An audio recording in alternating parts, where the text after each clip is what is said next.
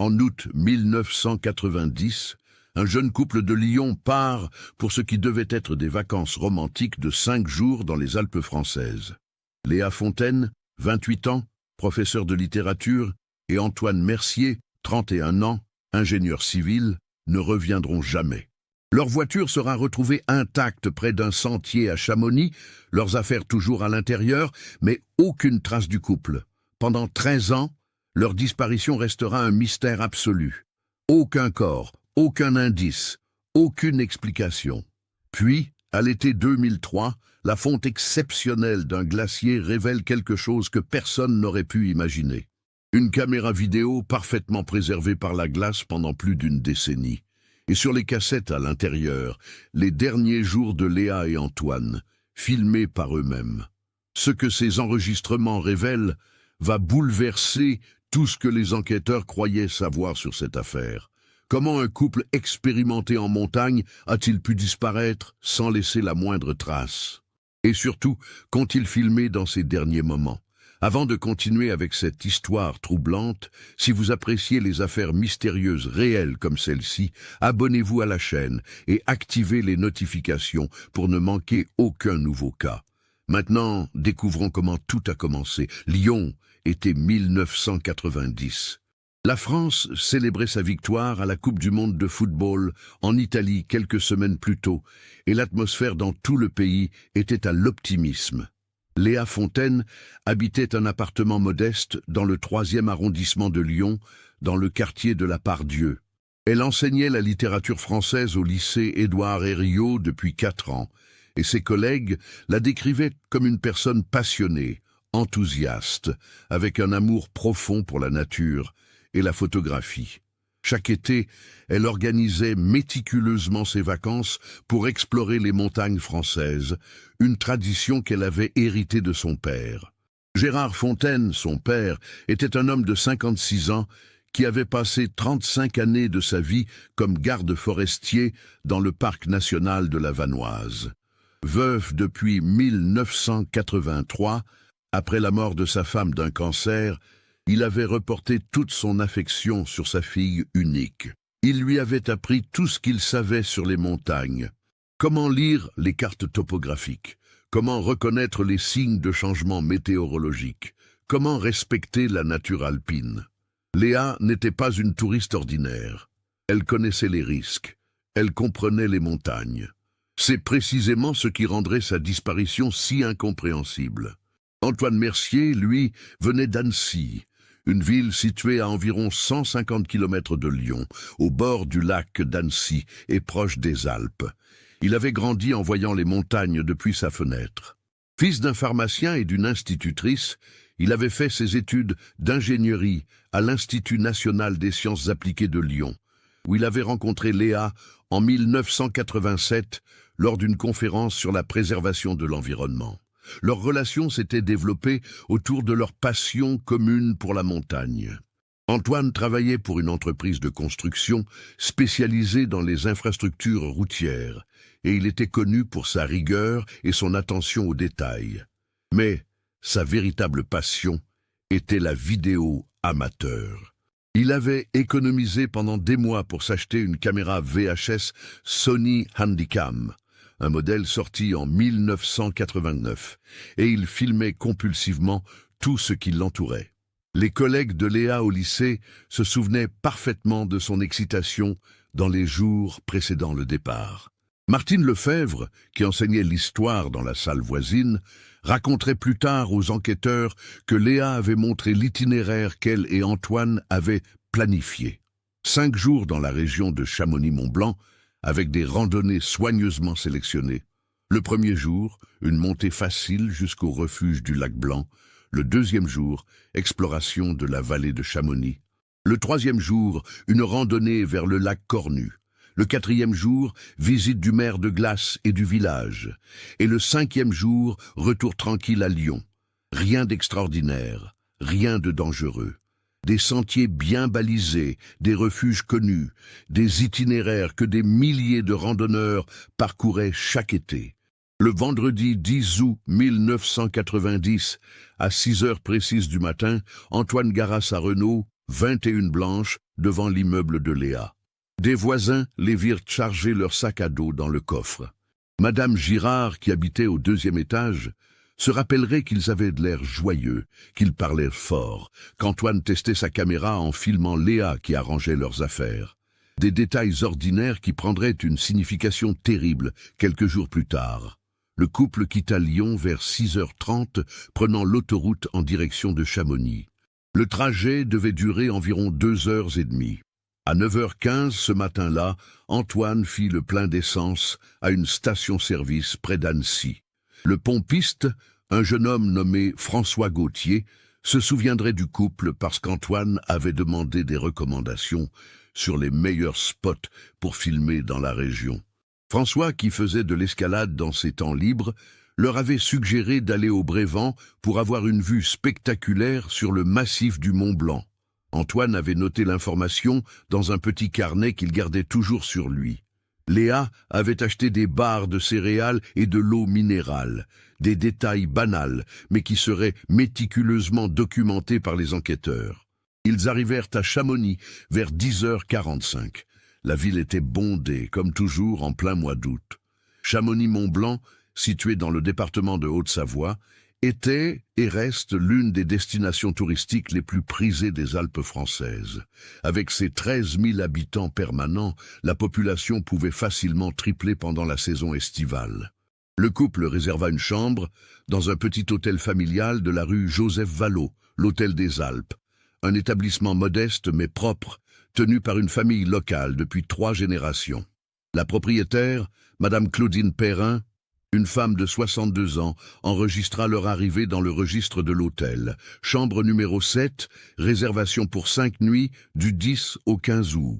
Madame Perrin décrirait plus tard Léa et Antoine comme un couple discret, poli, visiblement amoureux. Ils montèrent leurs bagages, se rafraîchirent, puis redescendirent vers midi pour déjeuner dans un restaurant du centre-ville. Le serveur du restaurant La Calèche, situé sur la place Balmat, se rappellerait vaguement d'un couple qui correspondait à leur description, mais sans certitude absolue. L'après-midi, selon leur plan initial, ils explorèrent le village, visitèrent quelques boutiques, et Antoine filma les rues animées, les façades des chalets traditionnels, les montagnes environnantes. Le samedi 11 août au matin, Léa et Antoine prirent le téléphérique du Brévent, suivant la recommandation du pompiste. La caissière de la station inférieure, mademoiselle Sophie Bernard, se souviendrait d'eux parce qu'Antoine avait insisté pour filmer la montée dans la cabine. À cette époque, les caméras vidéo étaient encore relativement rares, et les touristes qui filmaient attiraient l'attention. Le téléphérique les emmena à 2525 mètres d'altitude, offrant une vue panoramique extraordinaire sur la vallée de Chamonix et le massif du Mont Blanc. Ils passèrent plusieurs heures là-haut, marchant sur les sentiers aménagés, admirant le paysage. Antoine filmait constamment, capturant des panoramas, des gros plans sur Léa souriant devant les sommets enneigés. Ils redescendirent en milieu d'après-midi et retournèrent à l'hôtel. Madame Perrin les croisa dans le couloir vers 17h. Ils parlèrent de leurs plans pour le lendemain, de leur randonnée vers le refuge du lac Blanc. Ils dînèrent dans leur chambre, ayant acheté des sandwichs et des fruits. La nuit fut calme, rien d'inhabituel, rien qui aurait pu laisser présager ce qui allait suivre. Le dimanche 12 août 1990 serait le dernier jour où quelqu'un verrait Léa Fontaine et Antoine Mercier vivants. Ils se levèrent tôt, vers 5h30 du matin. Madame Perrin, déjà debout pour préparer le petit déjeuner des clients, les entendit descendre l'escalier vers 6h. Elle leur offrit du café et des croissants, mais ils déclinèrent poliment, expliquant qu'ils voulaient partir tôt pour profiter de la fraîcheur matinale. Ils portaient des vêtements de randonnée appropriés, pantalons techniques, chaussures de montagne, vestes coupe-vent. Leur sac à dos semblait bien préparé. Antoine avait sa caméra en bandoulière. Ils quittèrent l'hôtel à 6h15 précisément. Madame Perrin nota l'heure mentalement, parce qu'elle devait réveiller d'autres clients à 6h30. Ils montèrent dans leur Renault et prirent la direction de la télécabine de la Flégère, point de départ de la randonnée vers le refuge du lac Blanc. Le trajet en voiture jusqu'au parking des Pras de Chamonix prenait environ 15 minutes. À 6h45, un gardien de parking, Monsieur Henri Dubois, non, pardon, Monsieur Henri Lambert, nota l'immatriculation de leur véhicule comme il le faisait pour tous les véhicules arrivant aussitôt. C'était une pratique courante pour surveiller les allées et venues et aider les secours en cas de problème. La Renault 21 blanche, immatriculée dans le Rhône, fut stationnée dans l'emplacement B17. Antoine et Léa achetèrent leurs billets pour la télécabine. L'employé de service, mademoiselle Juliette Favre, se souviendrait parfaitement d'eux parce qu'ils furent parmi les premiers clients de la journée. La télécabine les transporta jusqu'à la station intermédiaire de la Flégère, à 1877 mètres d'altitude. De là, le sentier vers le refuge du lac Blanc commençait, une randonnée d'environ 2h30, considérée comme moyennement difficile, avec un dénivelé positif de 600 mètres. Le sentier était bien balisé, populaire, fréquenté par des dizaines de randonneurs chaque jour pendant l'été. À cette altitude, le paysage changeait. Les forêts de conifères laissaient progressivement place aux alpages, puis aux zones rocheuses et aux névés. Le refuge du lac Blanc, situé à 2352 mètres, était une destination classique, offrant une vue spectaculaire sur les aiguilles rouges et le massif du Mont Blanc. C'était exactement le type de randonnée que Léa et Antoine avaient l'habitude de faire. Rien d'extrême, rien de dangereux pour des personnes expérimentées, mais ils n'arriveraient jamais au refuge. Vers 11h ce matin-là, 2 randonneurs allemands, Herr Klaus Schmidt et son épouse Ingrid, qui montaient vers le lac Blanc, croisèrent un couple correspondant à la description de Léa et Antoine à environ 2000 mètres d'altitude, près d'un endroit appelé le col de la Glière. Les époux Schmidt, interrogés 2 semaines plus tard par les enquêteurs, se rappelleraient que le couple français avait l'air fatigué, mais de bonne humeur. L'homme filmait le paysage avec sa caméra. La femme consultait une carte. Ils échangèrent quelques mots en anglais, les Schmidt ne parlant pas français. Tout semblait normal. Les 2 couples se souhaitèrent bonne route et continuèrent dans des directions opposées. Ce fut la dernière fois que quelqu'un admit avoir vu Léa Fontaine et Antoine Mercier. Le lundi 13 août, Madame Perrin commença à s'inquiéter. Le couple n'était pas rentré dormir, mais elle se dit qu'ils avaient peut-être décidé de passer la nuit au refuge du lac Blanc. Ce n'était pas inhabituel. Beaucoup de randonneurs profitaient des refuges de montagne pour vivre l'expérience complète. Elle attendit. Le mardi 14 août, l'inquiétude se transforma en alarme. Le couple avait réservé jusqu'au 15 août, mais leurs affaires étaient toujours dans la chambre numéro 7, leur voiture toujours au parking. Madame Perrin téléphona au refuge du lac Blanc. Le gardien, Monsieur Alain Charpentier, vérifia son registre. Non, aucun couple répondant à cette description n'avait dormi au refuge les nuits du 12 ou du 13 août. Madame Perrin contacta immédiatement la gendarmerie de Chamonix. À 14h30, le mardi 14 août, le capitaine Michel Arnaud, 45 ans, 20 années d'expérience dans les opérations de secours en montagne, ouvrit officiellement une enquête pour disparition inquiétante. Le protocole était clair. Dans les Alpes, les disparitions étaient prises très au sérieux. Chaque année, des dizaines de randonneurs se perdaient, se blessaient, ou pire, le temps était un facteur critique. Le capitaine Arnaud se rendit immédiatement à l'hôtel des Alpes. Il examina la chambre numéro 7. Les bagages de Léa et Antoine étaient là, intacts. Leurs vêtements de rechange, leurs articles de toilette, le carnet où Antoine notait ses observations. Mais leur sac à dos de randonnée, leurs vestes, leurs chaussures de montagne et la caméra vidéo étaient absents. Ils étaient à partir randonnée, c'était certain. Madame Perrin lui expliqua leur projet. La randonnée vers le refuge du lac Blanc, un itinéraire classique, sans danger particulier pour des personnes expérimentées. Le capitaine Arnaud contacta le peloton de gendarmerie de haute montagne, l'unité d'élite spécialisée dans les secours alpins. À 16h, une équipe de 6 gendarmes de haute montagne, accompagnés de 2 maîtres chiens, commença les recherches sur le sentier du lac Blanc. La météo avait été stable les jours précédents, pas d'orage, pas de conditions exceptionnelles qui auraient pu justifier un accident. Les équipes fouillèrent le sentier méthodiquement, interrogeant tous les randonneurs qu'elles croisaient.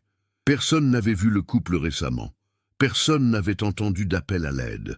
Les chiens suivirent la piste jusqu'au col de la Glière, exactement là où les époux Schmitt avaient croisé le couple le dimanche matin. Puis, mystérieusement, la piste s'arrêtait. Pas de traces de sang, pas de signe de lutte, pas d'indice d'une chute ou d'un accident. Les maîtres chiens étaient perplexes. Les chiens tournaient en rond, incapables de déterminer une direction claire. C'était comme si Léa et Antoine s'étaient tout simplement évaporés à cet endroit précis. Le mercredi 15 août, les recherches s'intensifièrent. Un hélicoptère de la sécurité civile survola toute la zone, utilisant des jumelles puissantes pour scruter chaque recoin du terrain. 30 bénévoles du secours en montagne rejoignirent les opérations, formant une ligne de recherche qui progressait mètre par mètre. Ils explorèrent les zones hors sentier, les ravins, les zones rocheuses où un accident aurait pu se produire. Rien, absolument rien. Le jeudi 16 août, Gérard Fontaine arriva à Chamonix. Le capitaine Arnaud l'avait contacté le mardi soir.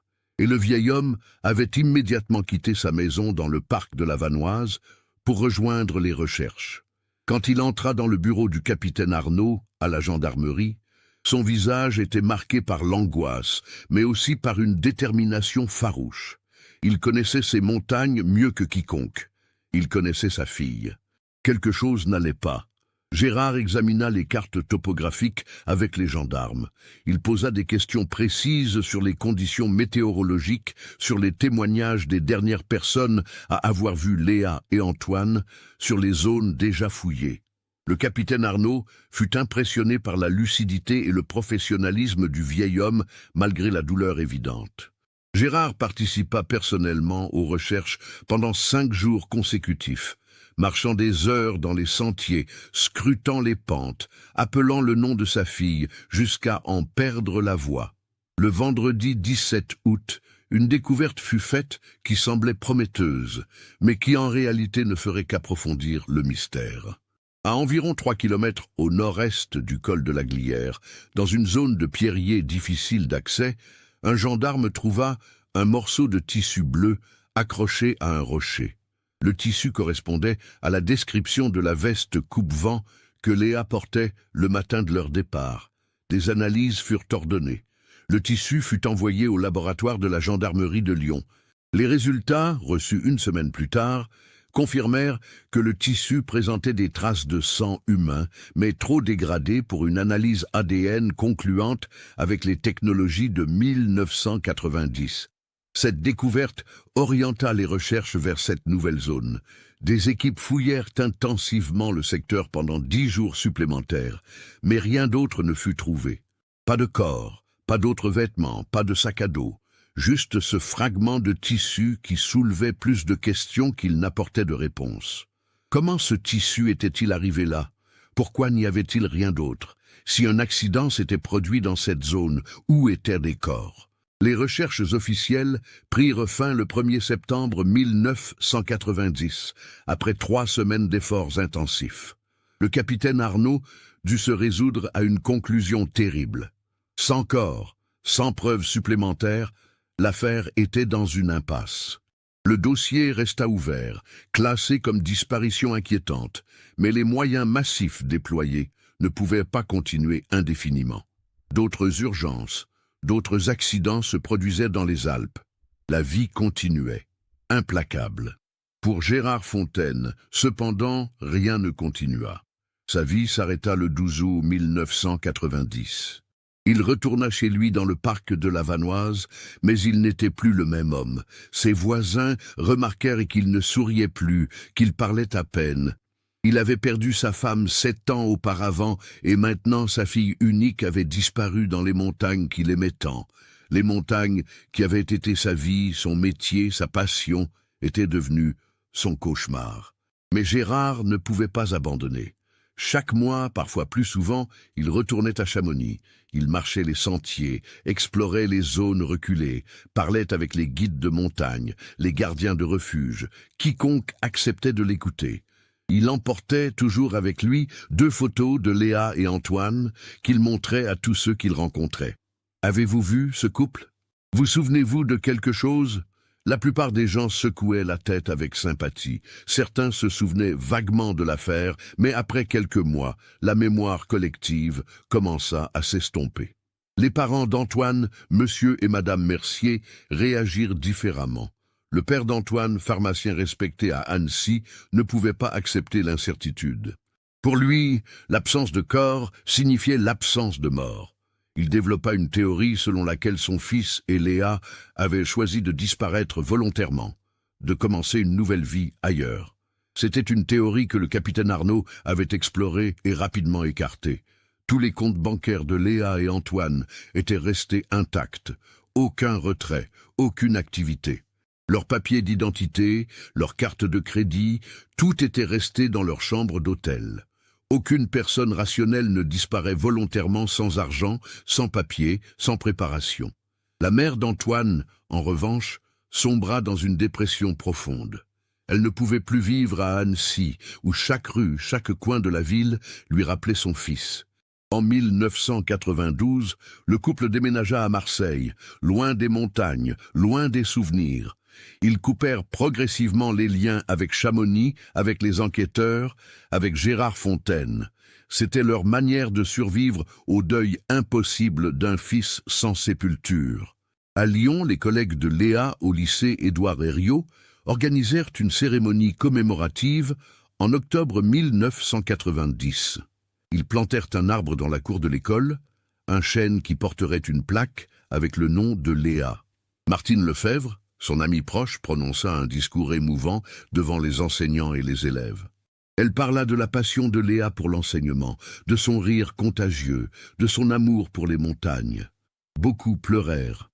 La chambre de Léa à l'école fut assignée à un nouveau professeur, mais ses anciens élèves, ceux qu'elle avait eus pendant 4 ans, n'oublièrent jamais.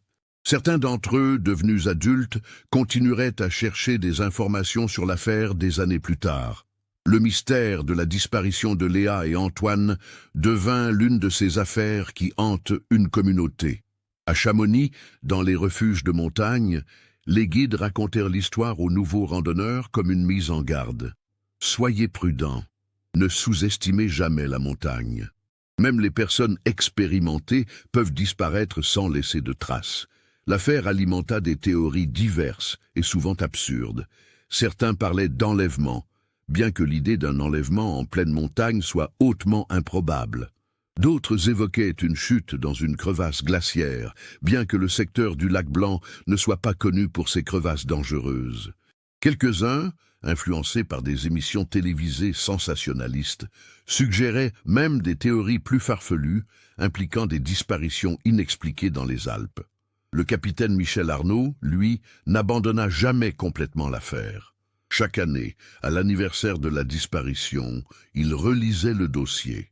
Il revisitait mentalement chaque élément, chaque témoignage, chaque piste explorée. Quelque chose lui échappait, il en était convaincu. Ce fragment de tissu trouvé à 3 kilomètres du dernier endroit où le couple avait été vu le dérangeait profondément. Comment était-il arrivé là? Pourquoi les chiens n'avaient-ils pas suivi cette piste jusqu'au bout?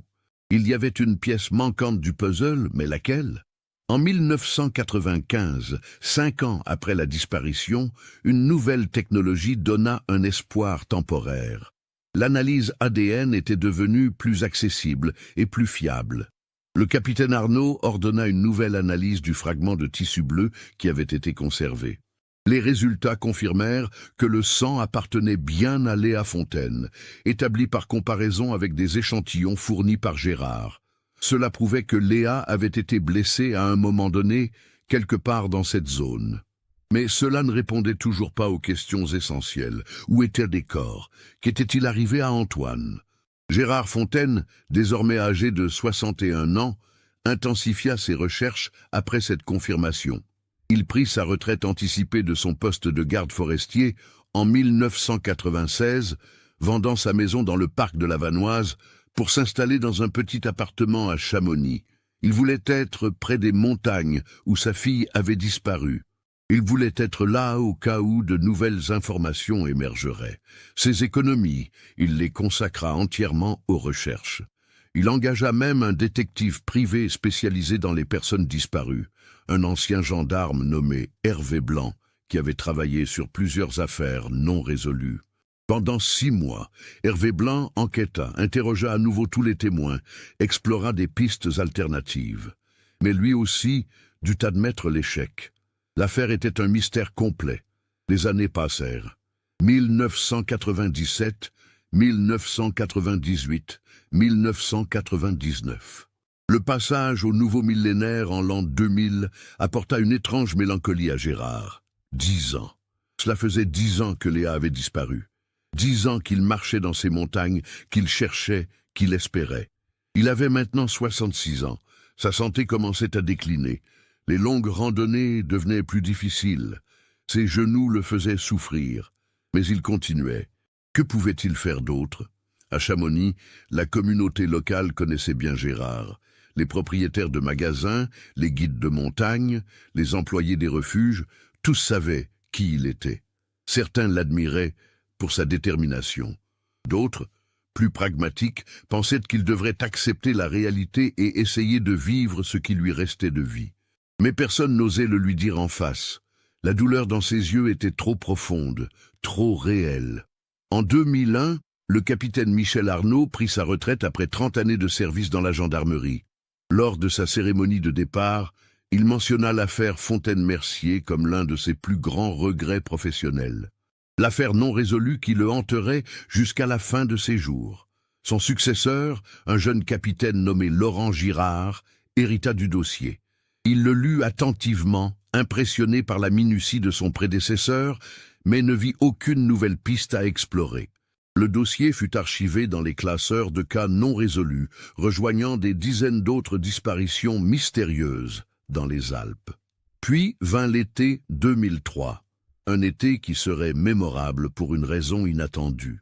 L'Europe connut une canicule exceptionnelle, la pire depuis des décennies. Les températures atteignirent des records historiques.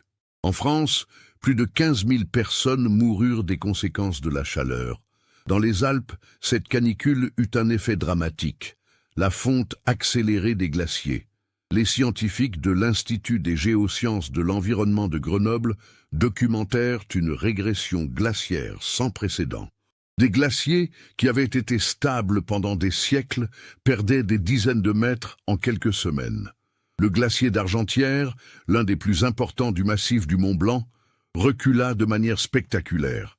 Des zones qui avaient été recouvertes de glace depuis des décennies, peut-être des siècles, se retrouvèrent exposées. C'était un phénomène préoccupant pour les glaciologues, un signe alarmant du changement climatique. Mais cette fonte révélerait aussi des secrets enfouis depuis longtemps. Le 23 juillet 2003, 2 alpinistes expérimentés, Nicolas Blanc et Julien Favre, tous deux âgés de 35 ans et membres du club alpin français section de Chamonix, décidèrent d'explorer une zone nouvellement accessible du glacier d'Argentière. Ils étaient curieux de voir ce que la fonte avait révélé. C'était une journée ensoleillée, chaude, même à 2500 mètres d'altitude.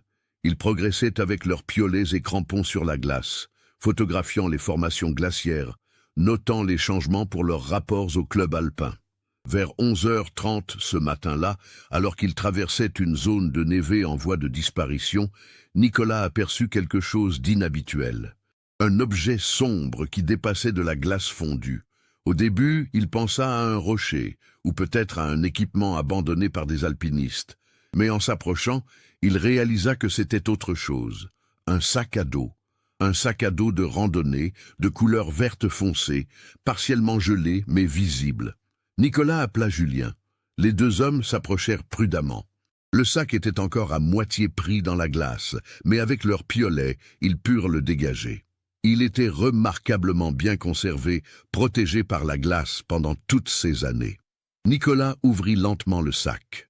À l'intérieur, il y avait des vêtements, une gourde en métal, une lampe torche, une carte topographique de la région de Chamonix et quelque chose qui fit battre son cœur plus fort. Une caméra vidéo dans un étui protecteur en plastique rigide. Julien sortit immédiatement son téléphone portable.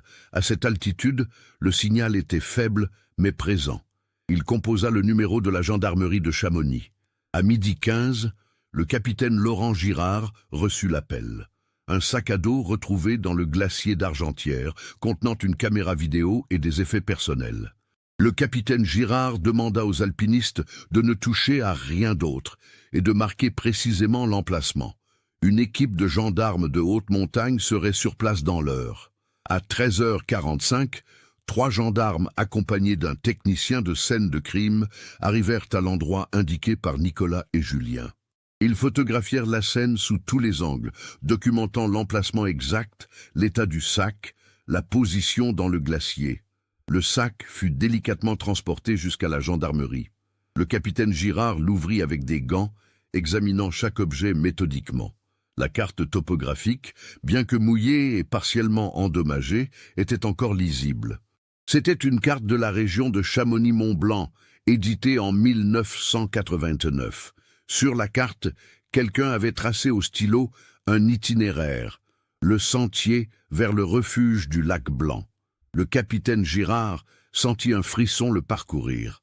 Il ouvrit les dossiers de cas non résolus et trouva rapidement celui qu'il cherchait. Fontaine-Mercier, disparition août 1990. Il compara les descriptions. Un sac à dos vert foncé, une carte de la région, l'itinéraire vers le lac Blanc. Tout correspondait, mais c'était la caméra qui fournirait la confirmation définitive. Le capitaine Girard l'examina avec précaution. C'était une Sony Handycam, un modèle de la fin des années 80. Sur le côté de l'appareil, gravé au stylo, il y avait un nom, A. Mercier. Le capitaine Girard sentit le poids de cette découverte. Après 13 ans de silence, après 13 ans d'incertitude pour les familles, voilà qu'un élément concret refaisait surface. Il devait agir avec méthode, avec professionnalisme, mais aussi avec sensibilité. Il téléphona immédiatement au capitaine Arnaud, désormais retraité, mais toujours impliqué émotionnellement dans cette affaire. Michel Arnaud, qui avait 63 ans maintenant, fut bouleversé par la nouvelle. Il promit de se rendre à Chamonix dès le lendemain pour examiner les preuves. Mais avant de contacter les familles, le capitaine Girard voulait savoir ce que contenait la caméra. C'était crucial. La caméra était-elle encore fonctionnelle après 13 ans dans la glace? Les cassettes à l'intérieur étaient-elles récupérables? Il contacta un expert en restauration de matériel audiovisuel ancien, M. Éric Lefort, qui travaillait pour l'Institut national de l'audiovisuel à Paris. M. Lefort se déplaça personnellement à Chamonix le 25 juillet, 2 jours après la découverte. L'expert examina la caméra avec une attention minutieuse. L'étui protecteur avait fait son travail. La glace avait certes pénétré, mais lentement, et les composants électroniques, bien que gelés, n'avaient pas été broyés ou détruits, comme cela aurait été le cas dans des conditions de gel et dégel répétés. M. Lefort expliqua que le froid constant du glacier avait en réalité préservé la caméra, comme un congélateur naturel. Il ouvrit délicatement le compartiment des cassettes. À l'intérieur, il y avait 2 cassettes VHS compactes, le format utilisé par les caméscopes de l'époque. Les cassettes étaient humides, mais intactes. Le processus de récupération serait délicat. M. Lefort emporta les cassettes dans son laboratoire à Paris, promettant de faire de son mieux pour récupérer les enregistrements. Il faudrait sécher les bandes magnétiques avec une extrême précaution, dans un environnement contrôlé, pour éviter toute détérioration supplémentaire. Le processus prendrait au moins 2 semaines, peut-être 3. Pendant ce temps, le capitaine Girard devait prendre une décision difficile. Devait-il informer les familles immédiatement de la découverte ou attendre de savoir ce que contenaient les cassettes? Après consultation avec ses supérieurs et avec le capitaine Arnaud, il décida d'attendre. Si les cassettes ne révélaient rien, ou si elles étaient irrémédiablement endommagées, annoncer la découverte puis décevoir les familles serait cruellement inutile. Mieux valait attendre d'avoir des réponses concrètes. Gérard Fontaine, pendant ce temps, continuait sa vie à Chamonix, ignorant que le destin était sur le point de lui apporter des réponses. À 69 ans maintenant, il marchait toujours dans les montagnes, mais moins fréquemment, moins longtemps. Son corps vieillissant ne pouvait plus supporter les longues randonnées d'autrefois. Il passait ses journées dans son petit appartement, regardant par la fenêtre les sommets qui avaient avalé sa fille. Il tenait un journal depuis 1990, notant chaque recherche, chaque pensée, chaque théorie. Des centaines de pages remplies de son écriture tremblante, un témoignage de sa quête obsessionnelle. Le 5 août 2003, M. Lefort appela le capitaine Girard. La voix de l'expert trahissait une émotion inhabituelle pour un scientifique généralement très posé. Il avait réussi. Les cassettes étaient récupérables. Il avait transféré leur contenu sur un support numérique moderne, un DVD, pour préserver les images. Et ce qu'il avait vu sur ces enregistrements, dit-il au capitaine, était profondément troublant. Il refusait d'en dire plus au téléphone. Il fallait que le capitaine Girard vienne à Paris ou qu'il envoie les DVD par courrier sécurisé. Le capitaine Girard choisit de se rendre personnellement à Paris. Le 7 août, il prit le TGV depuis la gare de Bellegarde-sur-Valserine, la plus proche de Chamonix. Pendant le trajet de 4 heures, il ne put s'empêcher de réfléchir à ce que ces enregistrements pourraient révéler. Les derniers moments de Léa et Antoine. Leurs voix, leurs visages, leurs actions. Tout ce qui s'était passé pendant ces jours où ils avaient disparu sans laisser de traces. L'idée était à la fois fascinante et terrifiante. À l'Institut national de l'audiovisuel, dans un bureau climatisé du 5e étage, M. Lefort accueillit le capitaine Girard. Les 2 DVD étaient posés sur la table dans des boîtiers transparents étiquetés « Affaire Fontaine-Mercier, cassette 1 » et « Affaire Fontaine-Mercier, cassette 2 ». Monsieur Lefort expliqua qu'il avait visionné les enregistrements pour s'assurer de la qualité de la restauration, mais qu'il n'avait pas pris de notes détaillées, respectant la confidentialité de l'enquête. Il avait simplement constaté que les images étaient d'une clarté surprenante, compte tenu des circonstances. Le capitaine Girard inséra le premier DVD dans le lecteur. L'écran de télévision s'alluma. Il y eut quelques secondes de neige électronique, puis l'image apparut. C'était le visage souriant de Léa Fontaine, filmé en gros plan. La qualité de l'image était celle typique des caméras VHS de l'époque, légèrement granuleuse, avec des couleurs légèrement saturées. Mais le visage était parfaitement reconnaissable. Léa souriait. Ses cheveux châtains attachés en queue de cheval, ses yeux verts pétillants. Derrière elle, on voyait l'appartement de Lyon, le salon familier avec ses étagères pleines de livres. Puis on entendit la voix d'Antoine, hors champ, qui disait « Alors, Léa, tu es prête pour notre grande aventure dans les Alpes ?» Léa rit et répondit « Plus que prête. J'ai tellement hâte de revoir les montagnes, ça fait presque 1 an qu'on n'y est pas allé. » L'image bascula, montrant maintenant Antoine qui chargeait des sacs dans le coffre de la voiture. La date et l'heure apparaissaient en surimpression en bas de l'écran 10 août 1990, 5h45 du matin. Le capitaine Girard regarda, fasciné. C'était comme remonter dans le temps, comme être témoin des derniers moments ordinaires, avant que tout ne bascule. Les images montraient le trajet en voiture, avec des plans du paysage défilant, de la musique d'autoradio en fond sonore, des conversations légères entre Léa et Antoine. À un moment, Antoine filma Léa qui lisait une carte routière, fronçant légèrement les sourcils en cherchant la meilleure route. Elle leva les yeux vers la caméra et fit une grimace comique. « Arrête de me filmer tout le temps, dit-elle en riant. « Je veux qu'on se souvienne de tout, répondit Antoine. Les images continuaient.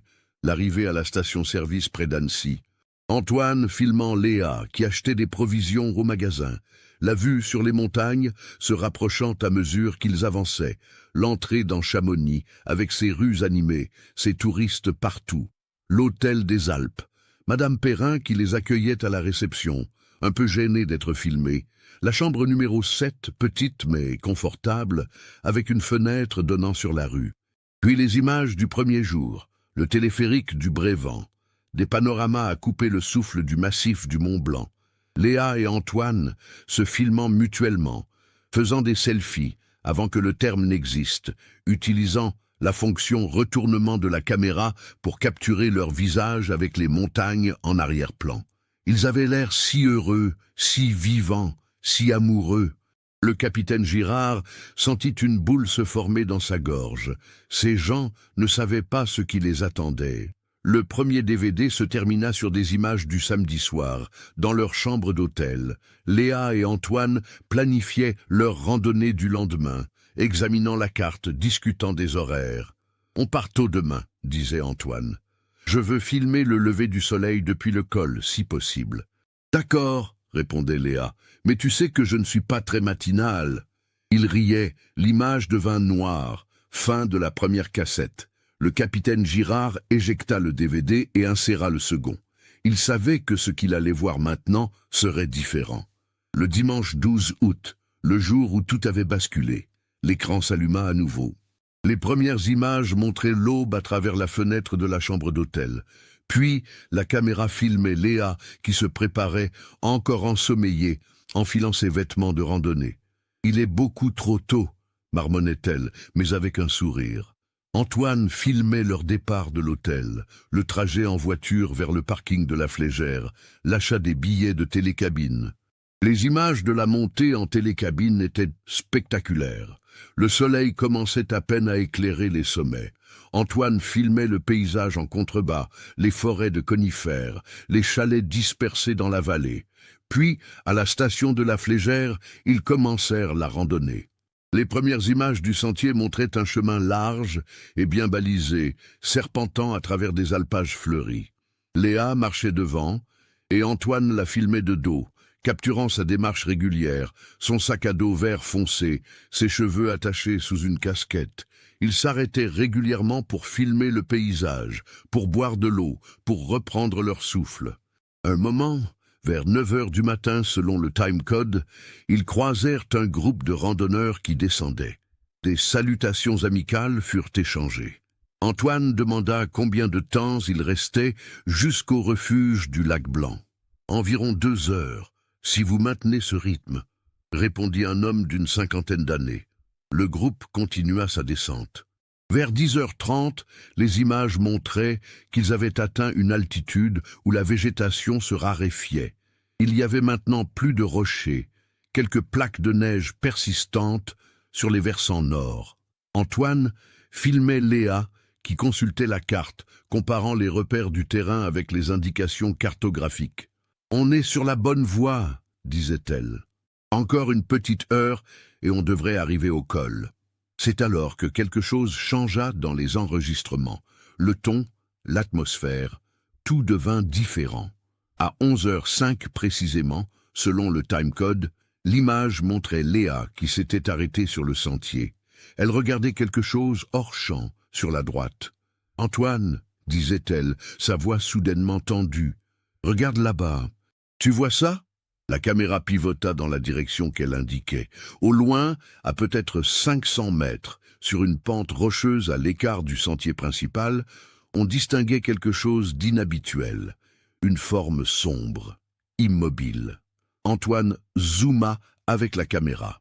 L'image devint moins nette en raison du zoom numérique de l'époque, mais on pouvait distinguer ce qui ressemblait à une personne, assise ou effondrée contre un rocher. « C'est quelqu'un ?» demandait Léa. « On dirait, » répondait Antoine. « Il ne bouge pas. » Il y eut un moment de silence, puis Léa dit « On devrait aller voir. Cette personne a peut-être besoin d'aide. » Le capitaine Girard, regardant l'écran, sentit son pouls s'accélérer. C'était ça. C'était le moment où tout avait changé. La décision fatidique qui les avait détournés du sentier principal, qui les avait emmenés dans une zone qu'ils n'avaient jamais prévu d'explorer. Une décision dictée par la compassion, par le sens du devoir envers un autre être humain en détresse potentielle. Comment aurait-il pu savoir ? Les images suivantes montraient leur progression hors sentier, vers la forme immobile. Le terrain était plus difficile, plus accidenté. Ils devaient escalader des rochers, contourner des obstacles. Antoine continuait à filmer, mais de manière plus saccadée maintenant, la caméra bougeant avec ses mouvements. On entendait leur respiration plus laborieuse, l'effort de la progression hors sentier, Léa était devant, plus agile sur ce type de terrain grâce à son expérience avec son père garde forestier. Il se rapprochait, à 50 mètres, puis à 20 mètres. Et soudain, l'image montra clairement ce qui les attendait. Ce n'était pas une personne vivante. C'était un corps, ou plutôt ce qui restait d'un corps. Un cadavre momifié par le froid et l'altitude, vêtu d'habits anciens, datant manifestement de plusieurs décennies. Le visage était desséché, méconnaissable, mais l'ensemble de la posture suggérait que cette personne était morte depuis très très longtemps. On entendit Léa haleter. « Oh mon Dieu !» murmura-t-elle. La caméra trembla dans les mains d'Antoine. « C'est un cadavre !» dit-il, sa voix altérée. Il y eut un long silence, juste le bruit du vent capté par le microphone de la caméra. Puis Léa dit « On doit signaler ça aux autorités. Cette personne a une famille, quelque part, qui ne sait peut-être pas ce qui lui est arrivé. » Le capitaine Girard mit l'enregistrement sur pause. Il devait réfléchir. Un cadavre ancien, retrouvé par Léa et Antoine. Cela expliquait pourquoi ils s'étaient écartés du sentier. Mais cela n'expliquait pas encore leur propre disparition. Il prit une profonde respiration et relança la lecture. Les images reprirent. Antoine filmait maintenant le corps de plus près, documentant la découverte comme on le ferait pour une preuve. Les vêtements étaient anciens, peut-être des années 50 ou 60, difficiles à déterminer avec précision. Un manteau de laine épais, des chaussures de montagne à lacets, un pantalon usé. À côté du corps, il y avait un vieux sac en toile, déchiré et décoloré par les éléments. Léa s'approcha prudemment, se pencha pour examiner sans toucher. « Il doit être là depuis des décennies, » dit-elle doucement. « Personne ne l'a jamais trouvé. » Antoine acquiesça derrière la caméra. « On devrait marquer l'emplacement exactement et redescendre prévenir les gendarmes, » dit-il. Léa sortit la carte de son sac et essaya de déterminer leur position précise. Ils étaient à environ 3 kilomètres au nord-est du sentier principal, dans une zone que peu de randonneurs visitaient. Le terrain était difficile, et il n'y avait aucune raison de venir ici à moins de s'être perdu, ou, comme eux, d'avoir aperçu quelque chose d'inhabituel. C'est alors que tout bascula. Alors que Léa étudiait la carte et qu'Antoine filmait les environs pour avoir des repères visuels, un bruit se fit entendre. Un grondement sourd, profond, qui semblait venir de partout à la fois. La caméra pivota brusquement. « Qu'est-ce que c'est ?» demanda Léa, sa voix montant d'un ton. Antoine ne répondit pas immédiatement.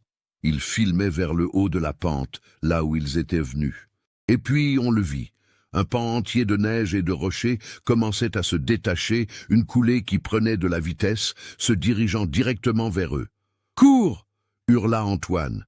L'image devint chaotique, la caméra enregistrant des flashs du ciel, du sol, des rochers. On entendait les respirations haletantes, les pas précipités sur la pierre. Le grondement s'intensifiait, assourdissant maintenant. Léa criait quelque chose, mais le bruit couvrait ses paroles. Pendant 10 secondes, 15 secondes, l'image n'était qu'un tourbillon de mouvements saccadés. Puis, soudainement, elle se stabilisa. Antoine avait dû tomber ou se jeter derrière un gros rocher. La caméra, toujours dans sa main ou posée au sol, filmait maintenant de biais. On voyait une partie du paysage, et au premier plan, on apercevait les jambes d'Antoine repliées. Le grondement continuait, accompagné maintenant d'impacts sourds, de craquements. La coulée de neige et de pierre passait à quelques mètres, une masse grise et blanche qui dévalait la pente avec une violence terrible. Puis, progressivement, le bruit diminua. La coulée continuait plus bas, s'éloignant d'eux. Il y eut un moment de silence relatif, juste le bruit du vent et une respiration rauque. Puis la voix d'Antoine, tremblante. « Léa! Léa! Où es-tu » La caméra bougea. Antoine se relevait, filmant autour de lui. Des nuages de poussière flottaient dans l'air. Le paysage avait changé. La coulée avait arraché tout sur son passage, créant une cicatrice grise dans la pente. « Léa !» criait Antoine à nouveau, la panique perceptible dans sa voix.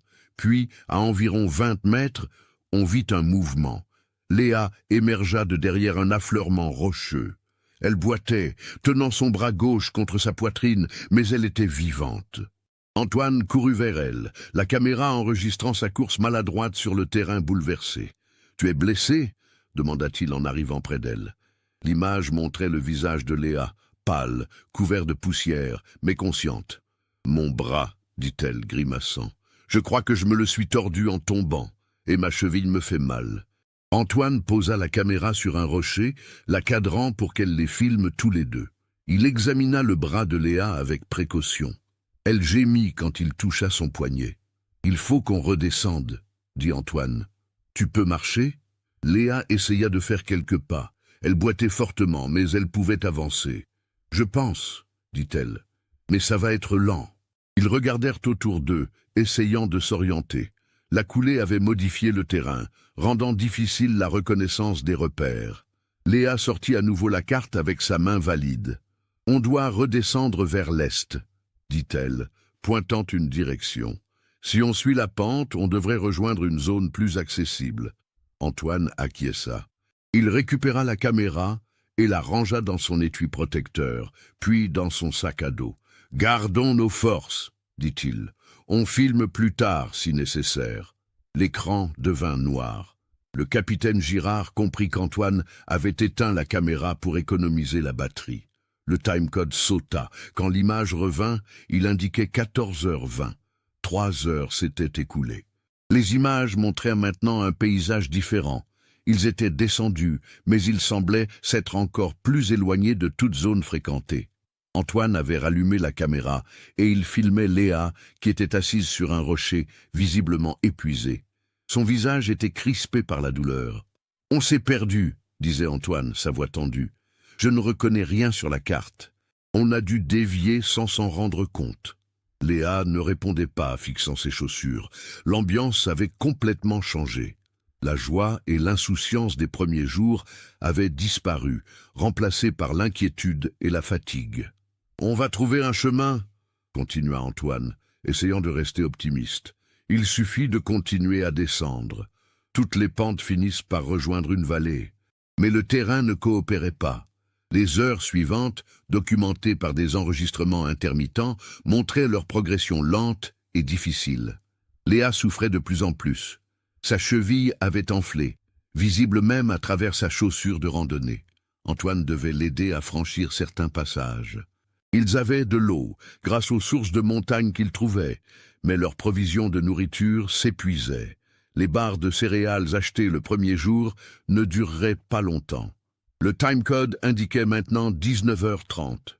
Le soleil commençait à baisser. Antoine filmait leur environnement. Ils étaient dans une zone de rochers chaotiques, avec des blocs de pierre gigantesques, empilés de manière précaire. « On va devoir passer la nuit ici, » disait Antoine. « C'est trop dangereux de continuer dans l'obscurité. » Ils trouvèrent un abri relatif entre deux gros rochers, un espace qui les protégerait du vent. Antoine filmait Léa, qui s'installait tant bien que mal, utilisant son sac comme coussin. La nuit tomba.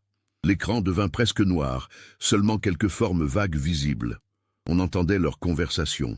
Léa frissonnait malgré sa veste. « On aurait dû rester sur le sentier, » disait-elle, sa voix brisée. « Cette personne était morte depuis longtemps. On ne pouvait rien faire pour elle. »« Ne dis pas ça, » répondait Antoine doucement. « On a fait ce qu'il fallait, on ne pouvait pas savoir qu'il y aurait une coulée. » Mais il y avait du regret dans sa voix aussi. Il s'était écarté du sentier pour aider quelqu'un qui n'avait plus besoin d'aide, et maintenant ils étaient eux-mêmes en danger. Le lendemain matin, lundi 13 août, les images reprirent. Le visage de Léa était gonflé, ses yeux cernés. Elle avait peu dormi, la douleur l'empêchant de trouver une position confortable. Antoine filmait leur situation. « On a encore de l'eau pour aujourd'hui, » disait-il, faisant l'inventaire. « 2 barres de céréales. Et... » Il hésita. « Et je ne suis pas sûr de savoir où on est exactement. » Il montra la carte à la caméra. Son doigt pointait une zone vague entre plusieurs repères topographiques. « On est quelque part par ici, je pense, mais sans voir les sommets environnants clairement, c'est difficile à déterminer. » Ils repartirent, progressant encore plus lentement que la veille. Léa s'appuyait lourdement sur Antoine. À un moment, vers 10 heures du matin, ils entendirent un bruit au loin. Un moteur. Un hélicoptère. Antoine sortit immédiatement la caméra de son sac et commença à filmer. Ils agitaient les bras, criaient, essayaient de se faire remarquer. L'hélicoptère apparut brièvement dans le cadre, volant haut, balayant une zone qui semblait être à plusieurs kilomètres. Puis il disparut derrière une crête. « Ils nous cherchent », dit Léa avec un regain d'espoir. « Ils savent qu'on a disparu. » Mais l'hélicoptère ne revint pas. Ce qu'ils ne pouvaient pas savoir, c'est que les équipes de recherche se concentraient sur le sentier du lac Blanc et ses environs immédiats. La zone où Léa et Antoine se trouvaient maintenant était beaucoup trop éloignée, dans une direction que personne n'aurait pu prévoir. La coulée les avait poussés vers le nord-est, dans un secteur rarement visité, et leur progression erratique, en essayant de retrouver un chemin, les avait encore plus égarés. Les heures passèrent. L'après-midi du lundi, le soir, une deuxième nuit en montagne, encore plus difficile que la première. Léa délirait par moments, la fièvre commençant à s'installer, probablement à cause d'une infection dans sa cheville blessée. Antoine restait éveillé, la tenant contre lui pour la réchauffer, murmurant des encouragements. La caméra, posée à côté d'eux, enregistrait ces moments d'intimité terribles, deux personnes luttant pour leur survie dans l'indifférence glacée de la montagne. Le mardi matin, 14 août, Antoine ralluma la caméra une dernière fois. Ses mains tremblaient, son visage était hagard, ses lèvres gerçaient. « C'est le mardi », dit-il à la caméra, sa voix rauque. « On devait rentrer hier à Lyon. Les gens doivent nous chercher maintenant. » Il tourna la caméra vers Léa. Elle était recroquevillée, les yeux fermés, respirant superficiellement. « Léa ne va pas bien, » continua Antoine. « Je dois trouver de l'aide. Je vais laisser mon sac ici avec elle, prendre juste la carte et descendre le plus vite possible. » Il y eut un long silence. Antoine semblait réfléchir, puis il dit « Si quelqu'un trouve cette caméra, si on ne s'en sort pas, je veux que vous sachiez qu'on a essayé. On a fait tout ce qu'on pouvait. » Sa voix se brisa. « Papa, maman, si vous regardez ça, je suis désolé, Gérard, » il déglutit difficilement. « Prenez soin d'elle quand vous la retrouverez. Elle a été si courageuse. » Il tourna à nouveau la caméra vers Léa. Il se pencha et l'embrassa sur le front. « Je reviens, » murmura-t-il. « Je te promets que je reviens. » Puis il se releva, fit quelques pas en direction de la pente, se retourna une dernière fois vers la caméra.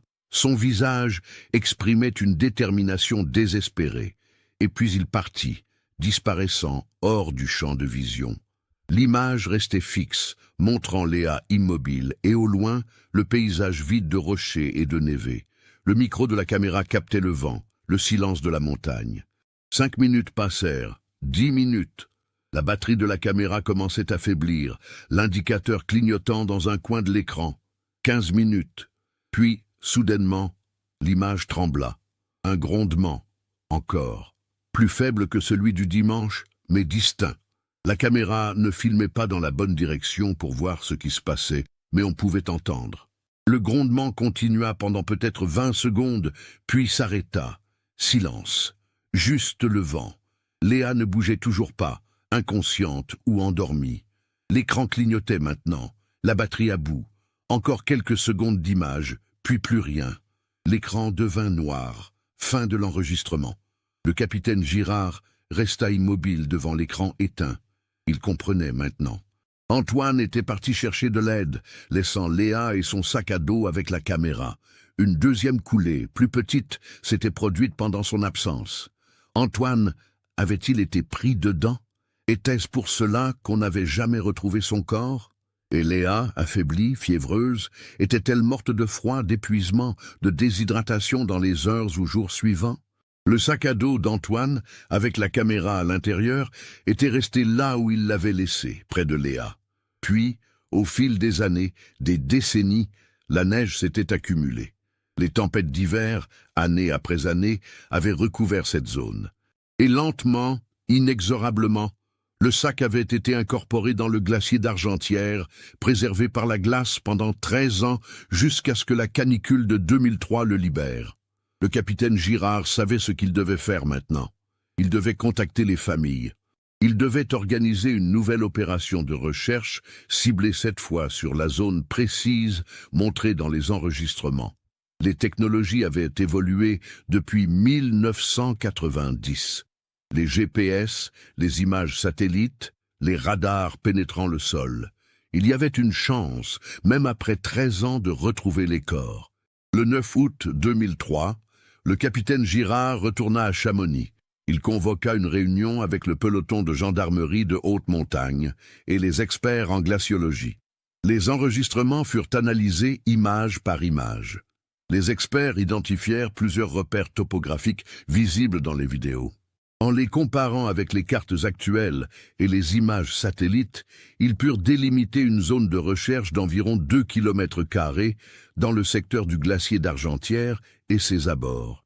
Le 12 août 2003, exactement 13 ans jour pour jour après leur disparition, une nouvelle opération de recherche commença. Le capitaine Girard avait pris la décision difficile de contacter Gérard Fontaine avant le début des opérations. Le vieil homme méritait de savoir. Quand le capitaine lui expliqua ce qui avait été découvert, Gérard ne dit rien pendant un long moment. Puis, avec une voix calme qui cachait mal son émotion, il demanda « Elle a souffert ?» Le capitaine Girard choisit ses mots avec soin. Les enregistrements montrent qu'elle était courageuse jusqu'à la fin. Antoine est parti chercher de l'aide. Il n'a pas abandonné. Gérard insista pour participer aux recherches malgré son âge. Le capitaine Girard accepta à condition qu'il reste dans le camp de base et ne monte pas dans les zones difficiles. Pendant 4 jours, 20 gendarmes de haute montagne, assistés de chiens spécialement entraînés pour détecter les restes humains, même anciens, fouillèrent méticuleusement la zone identifiée. Le 16 août, vers 15 heures, un gendarme fit une découverte. À environ 350 mètres de l'endroit où le sac à dos avait été retrouvé, partiellement recouvert de pierres et de terre, il trouva des restes humains. L'analyse préliminaire sur place indiqua qu'il s'agissait d'un squelette complet, protégé des charognards par l'éboulement qui l'avait recouvert. Les vêtements, bien que dégradés, correspondaient à ceux portés par Léa dans les dernières images de la vidéo. Une analyse ADN ultérieure confirmerait l'identification. 2 jours plus tard, le 18 août, une deuxième découverte fut faite. À environ 1 kilomètre plus bas dans la pente, dans une zone que la coulée du mardi 14 août avait probablement balayée, d'autres restes humains furent localisés. Plus dispersés, plus difficiles à identifier visuellement, mais les tests ADN confirmeraient qu'il s'agissait d'Antoine Mercier. Il avait tenté de descendre chercher de l'aide, mais la montagne avait eu le dernier mot. La nouvelle se répandit rapidement. Les médias nationaux couvrirent l'affaire. Mystère résolu 13 ans plus tard, grâce à une caméra vidéo, titrait Le Figaro. Les derniers moments d'un couple tragique filmé par eux-mêmes, écrivait Le Monde. Les enregistrements, bien sûr, ne furent jamais rendus publics, respectant la dignité des défunts et la douleur des familles. Mais l'histoire toucha profondément le public français.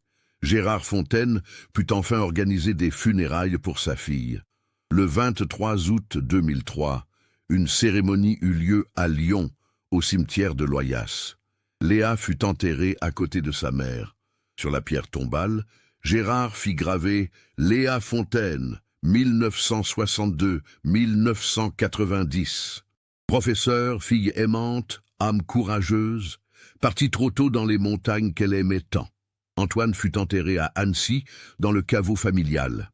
Ses parents, maintenant revenus de Marseille pour les funérailles, purent enfin faire leur deuil. Madame Mercier, tenant la main de son mari, déposa une rose blanche sur le cercueil. « Tu peux te reposer maintenant, mon fils », murmura-t-elle. Le capitaine Michel Arnaud, retraité mais présent aux 2 cérémonies, put enfin clore mentalement le dossier qui l'avait hanté pendant 13 ans. Il avait fait tout ce qui était humainement possible en 1990. L'affaire n'avait pas été résolue par une erreur d'enquête, mais simplement parce que Léa et Antoine s'étaient retrouvés dans une zone où personne n'aurait pensé à les chercher, victimes d'un enchaînement tragique de circonstances. Le corps momifié que Léa et Antoine avaient découvert fut également récupéré lors des recherches de 2003. Les analyses révélèrent qu'il s'agissait d'un alpiniste allemand disparu en 1962, Klaus Wagner, dont la famille avait abandonné tout espoir de le retrouver depuis 4 décennies. Grâce à Léa et Antoine, même dans la mort, Klaus put enfin rentrer chez lui. Gérard Fontaine vécut encore 6 ans après avoir retrouvé sa fille. Il mourut paisiblement en 2009, à l'âge de 75 ans. Jusqu'à la fin, il garda dans son salon une photo de Léa souriante devant les montagnes, prise lors d'une randonnée quelques années avant sa disparition. À côté, il avait placé un cadre contenant une citation qu'il avait lui-même écrite « Les montagnes donnent et les montagnes reprennent. Mais l'amour que nous portons à ceux qui sont partis ne disparaît jamais. » L'affaire Fontaine-Mercier devint un cas d'étude dans les formations de secours en montagne. Elle illustrait parfaitement comment des randonneurs expérimentés pouvaient se retrouver en danger non par imprudence, mais par une série de circonstances imprévisibles. Les écoles de formation en montagne utilisèrent les leçons de cette tragédie pour enseigner l'importance de rester sur les sentiers balisés, même en cas de découverte inhabituelle, et de toujours signaler sa position avant de s'écarter d'un itinéraire prévu. La caméra Sony Handycam, après avoir servi de pièce à conviction et avoir été analysée exhaustivement, fut remise à la famille. Gérard la conserva précieusement, refusant de jamais revoir les enregistrements. « J'ai les souvenirs de ma fille vivante », disait-il. « Je n'ai pas besoin de voir ses derniers moments. » À sa mort, la caméra fut léguée au musée alpin de Chamonix, où elle est exposée aujourd'hui avec une plaque explicative, témoignage silencieux d'une tragédie qui aurait pu être évitée, mais qui rappelle aussi le courage et l'humanité de 2 personnes qui sont mortes en essayant de faire ce qu'elles pensaient être juste. Cette histoire nous montre comment une simple décision, prise avec les meilleures intentions, peut avoir des conséquences tragiques et imprévisibles.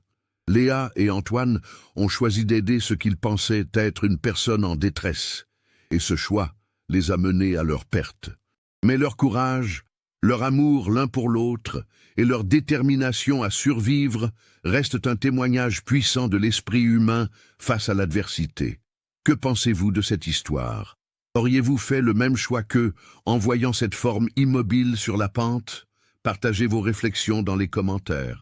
Si vous avez été touché par ce récit et que vous appréciez ce type d'investigation approfondie sur des cas réels, n'oubliez pas de vous abonner à la chaîne et d'activer les notifications pour ne manquer aucune nouvelle histoire.